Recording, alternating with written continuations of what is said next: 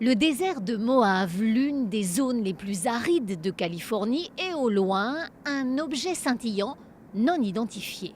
Mais ce n'est pas un mirage, c'est la plus grande centrale solaire électrique au monde.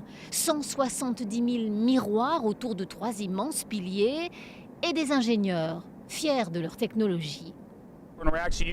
Il y a beaucoup d'espace qui n'est pas exploité ici. Eh bien nous, on a trouvé comment l'utiliser.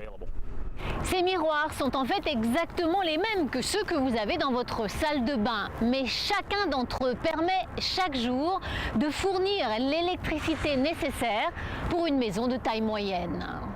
Contrairement aux panneaux solaires conventionnels, ces miroirs ne créent pas eux-mêmes de l'énergie, ils se contentent de renvoyer les rayons du soleil vers ces tours remplies d'eau.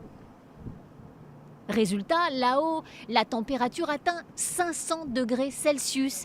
Et c'est à cette étape que les scientifiques obtiennent une vapeur d'eau qu'ils mettent sous pression. Et cette vapeur redescend de la tour jusqu'ici, à la base du bâtiment. Là, les turbines se mettent en marche et produisent de l'électricité. C'est aussi simple que ça.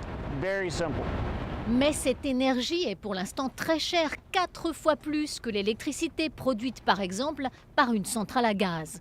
Autre inconvénient, cette technique suppose des conditions climatiques très particulières. Moins de 10 cm de pluie par an, beaucoup de soleil, il faut ces conditions idéales pour une centrale solaire. Ce coin de désert va donc désormais alimenter 140 000 foyers américains en électricité. C'est l'équivalent de la ville de Besançon. Une technologie propre, sans émissions de CO2 et des responsables qui soignent leur image. 2 biologistes ont été embauchés pour sauver la faune et la flore menacées par ce chantier titanesque. Des centaines de cactus et de tortues ont été délocalisés dans ce sanctuaire. Doucement, mais sûrement, les États-Unis adoptent les énergies vertes.